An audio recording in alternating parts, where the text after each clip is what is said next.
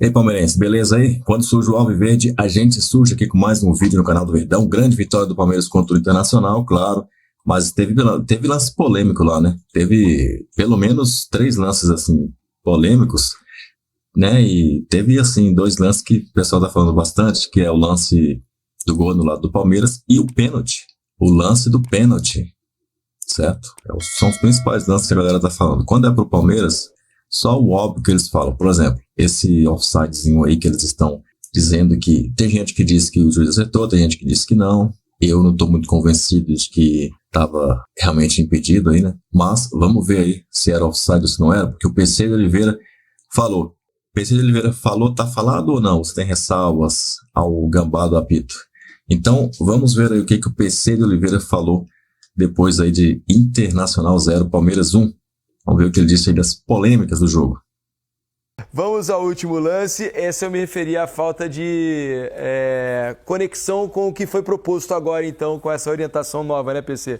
Um lance do Inter pedindo um pênalti contra o Palmeiras. Exatamente, acho que é um outro lance também que cabe bastante avaliação e debate na jogada. Quero chamar atenção para a jogada em velocidade normal, que tem uma ação do Richard Rios, né, na disputa com o Fernando. Repare que o Fernando, olha só, continua indo para a disputa normalmente, correndo ali, se mantém em pé, correndo, vai para a disputa normalmente. O jogo é uma ação dinâmica, é algo vivo e dinâmico na ação do jogo. Para mim, uma disputa absolutamente normal, mas a interpretação de jogada como essa, a gente não pode ver em câmera lenta buscando o detalhe. Em câmera lenta, há realmente o contato do Richard Rios no Fernando. Mas na ação do jogo, na minha interpretação, obviamente, respeitando todas as outras interpretações, a ação do Richard Rios é na bola, ele chuta a bola. Mas ele erra a bola. Ele erra a bola, né? Mas toca na bola, ele tem uma ação que é na bola, ele continua com o movimento de quem tocou na bola, o Fernando vem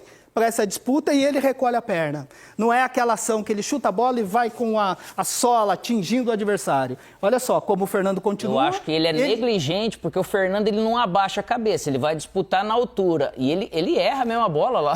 Ele acerta o ombro do Fernando. O lance mais rápido, lógico que você não consegue ver, mas o fato dele levar o pé, não tocar na bola naquela altura da cabeça, já é um jogo perigoso. É que ele toca na bola primeiro, ele tem um toque na bola, ele tem, na minha interpretação, óbvio, é um lance sutil, né? Mas ele tem um toque. Inclusive o Inter, no final de semana, teve um mesmo pedido de pênalti num lance do Davi Luiz, né, com o Rojo, que o Davi também toca na bola. Também foi pênalti. Houve até contato, mas o Rojo vem para a disputa também. Mas o Richard Rios, ele toca na bola, tem um toque na bola, levanta a perna, o Fernando vem para a disputa e ele recolhe a perna. Analisando esse lance da maneira como tem que ser analisada, na dinâmica do jogo, que é algo vivo, que é algo ali em velocidade normal, é uma ação de quem toca na bola, ele é o famoso resvala na bola, cara, que chama. E resvala e recolhe a perna e a partir daí tem um contato. Eu entendo como a decisão de campo, como uma decisão normal. Para mim não houve o pênalti, mas respeito absolutamente pelo fato de ter contato. Respeitando a sua decisão, eu, além de achar pênalti o lance, eu não consigo olhar para esse lance e não ver um pênalti. Eu acho que para mim tem um efeito pior o lance. Ele reforça no jogador brasileiro que ele precisa fazer um escândalo e se atirar no chão. É isso. Se o Fernando cai no chão, a valorização. Bota a mão no rosto, o juiz aponta na hora e aí, naturalmente, como tem o contato, talvez não tivesse intervenção do VAR. Isso desde a época que jogava já tinha algo que às vezes algum treinador fala, pô, valoriza. E aí acabou não acontecendo, mas eu também acho bem pênalti. Você vê aí, tem a diferença daquele jogo do Grêmio, né? Que o atleta do Grêmio, ele vem, ele dá um biquinho e realmente recupera. Mas ali ele realmente é o famoso pé do vidro. Ele pegou na volta, né? Eu não pego na ida, mas pego na volta. É isso aí. Então tá bom, PC. Obrigado pela presença aqui no Troca de Passes, hein? Muito dessa rodada e o jogo foi pobre em si, né? Palmeiras e Inter né, apresentaram um jogo tecnicamente porque fraco. acho que os sistemas defensivos se sobressaíram em boa parte do jogo. Exato. O Inter, por exemplo, terminou o primeiro tempo com um chute a gol contra 8 do Palmeiras. Um chute a gol apenas. Não era igual o Inter, né? Não é habitual. Esses 8 do Palmeiras não eram chances tão claras assim. Também não. Algumas um pouco melhores e tal. O Jack fez até um bom primeiro tempo. O jeito de marcar do Palmeiras eu acho que incomodou demais então, o Inter. O Palmeiras sair da marcação do Palmeiras. Ele não deixou o Inter jogar, né? Pra mim, o Palmeiras foi com o seu jeito habitual de encaixar a marcação um contra um. O Inter também tentava fazer uma pressão dentro do 4-1-3-2 do Inter, que é o jeito dele de marcar. Virou um jogo de muitos encaixes, de muitos duelos 1 contra 1 espalhados pelo campo. E o jogo não permitia aquelas posses um pouco mais longas. Os times, nesse jogo de roubar e recuperar rápido, o Palmeiras acabou no primeiro tempo sobressaindo porque se adapta um pouco melhor ao tipo de jogo dele. O Inter tinha voltado melhor para o segundo tempo. O início do segundo tempo do Inter, o Roger fez, deve ter sido algo de vestiário, um pouco mais de mobilidade dos homens de frente para tirar do lugar os jogadores que perseguiam, né, o encaixe de marcação do Palmeiras, as perseguições, tirar um pouco de lugar. Mas num desses duelos pelo campo, o Bernabé é batido pelo Richard Rios no lado do campo, saiu o cruzamento, o gol do Facundo Torres. A partir daí, o Palmeiras basicamente se defendeu, né? O Palmeiras se defendeu super bem. Se colocou bem atrás. A hora que chegava a bola nos caras de qualidade do Inter, você vê, o Alan Patrick não conseguiu jogar, então tinha sempre uma marcação dupla mesmo com os encaixes individuais. Então, nesse sistema, ele acabou sendo melhor. Depois colocou mais um terceiro zagueiro, defendeu muito a área. Em termos de grandes chances, eu acho que a única que eu me lembro ótima chance foi a do Valência, né? Ele entra pelo lado esquerdo da área, ele fica na frente do Everton. Muito clara de gol, muito clara. Muito clara. Mas foi ali é o gol perdido. Essa aí, ó.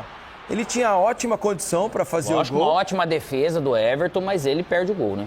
E acaba que o Palmeiras tem uma grande chance também com o Paulinho, né? Para fazer o 2-0. Que estava impedido ali naquele momento por um. Da mesma forma que o Abel fez mudanças, esse lance aí, né? reforçando o sistema defensivo, o Inter se expôs um pouco mais, né? Aí lança a gente olhando, parece que tá na mesma linha, né? Sai o gol do Alan no rebote. E aí tem que ver realmente a linha, porque ele ficou pro beijo de uma purga ali, vamos dizer, né? Bem beijo de uma purga, pequenininho, né? Mas aí, ó, você olhando assim, parece que nem tava. Eu e o Felipe, a gente olhando, né? Até a gente falou, poxa vida, não tava impedido. Aí depende realmente da linha e do tamanho dela.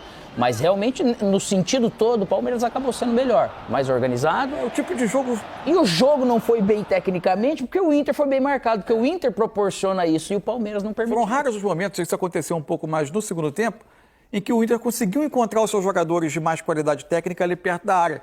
Porque começou a mover um pouco mais o Alan Patrick saindo da marcação, da perseguição, quase o tempo inteiro que era do Aníbal. Juntando com os jogadores que vinham de fora, né? Começou o Vitinho e o Tabata, depois o Roger foi. E o Vitinho e o Tabata ele deixou com os pés do lado, ele não deixou o pé trocado, né? E acabou que no primeiro tempo eles muito abertos, o Inter ficou os jogadores um pouco distantes, não conseguia associar. No segundo tempo eles até teve um pouco mais de aproximação, saiu uma ou outra jogada, esse lance do Valência, mas o Inter teve dificuldade para jogar. Lógico, o pênalti iria ajudar muito o Inter e talvez o jogo, mas 1-1 acho que seguia característica e naturalmente a chance perdida pelo Enner acabou custando caro. Agora a pontuação do Inter está abaixo da que a gente imaginava nesse início de campeonato, né? 5 pontos só em 4 rodadas, 1 vitória, 2 empates e 1 derrota. Não é o que a gente imaginava para o Internacional, que, ao meu ver, caiu um pouco de produção nesses últimos jogos, tem jogado bem menos do que já jogou nessa. O jogo Fortaleza não foi bom. Não. E o jogo com o Flamengo, se for ver, queira ou não, também não foi o primeiro. Um pouco melhor. Mas eu até me lembro que eu comentei que achei o Inter, pro potencial que a gente via no time, um pouco conservador demais em alguns momentos do jogo. E ainda mais para um confronto, que lógico que não seria fácil contra o Palmeiras, né? É o único time igual o Flamengo que ganharam os 2 jogos fora. O grande resultado contra o Cruzeiro, mas teve a expulsão cedo, mas perder em casa, não produzindo bem, aí que é o detalhe que mais marca. Chama a atenção. Bom, então você me diga aí, você que vai decidir aqui se era ou se não era, tá? Se o PC tá certo ou se tá errado na avaliação dele aí desses lances. O que você acha, hein? A Renata Fã chorou hoje o dia inteiro por causa do suposto pênalti. Agora, naquele lance do pênalti, na minha opinião, vou falar minha opinião aqui, tá? O Richard Rios realmente ele ergue bastante a perna para tentar acertar a bola. Mas será que ele acertou mesmo a cabeça do jogador? Será que alguém, levando um chute daquela magnitude ali, simplesmente ficaria de pé, tranquilamente, só reclamaria, basicamente, por ver o colega, por perceber o colega reclamando, talvez por perceber a perna do Rios se abaixando da altura que estava? Parece que ele nem sentiu a perna do Rios, né? Parece ter havido contato, mas não parece ter tido essa proporção toda, até porque se tivesse a proporção toda, ele teria sentido colocado a mão na cabeça. Não teria sido brincadeira não, cara, a paulada teria sido grande. Trava de chuteira na cabeça não é brincadeira não. Então eu acho que assim, deve ter dado uma deslizada, mas não foi para isso, foi quando ele estava abaixando o pé, que parece pegar no ombro, ou seja, não teve um forte impacto. E isso eu acredito que tenha sido a avaliação do vídeo, né? Por isso que o VAR não chamou o árbitro de campo, o árbitro central da partida. Por isso que não foi... Eles checaram esse lance, tem as imagens deles checando, ou seja, eles têm a mesma avaliação que eu tive. O jogador, o Rios, ele tenta chutar a bola, erra, mas ele não atinge em cheio a cabeça do jogador do Inter, nem o corpo dele.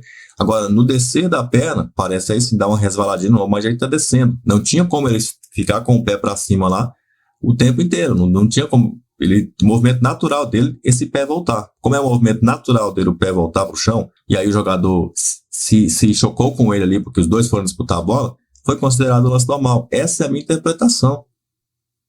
Essa é a minha interpretação. E parece que não é só a minha, porque não deram pênalti. Ou seja, não só eu pensei assim. O pessoal do vídeo lá pensou igual. E o árbitro também, porque ele estava em campo e também viu tudo normal, tudo legal, disputa de jogo e vamos embora, segue a vida.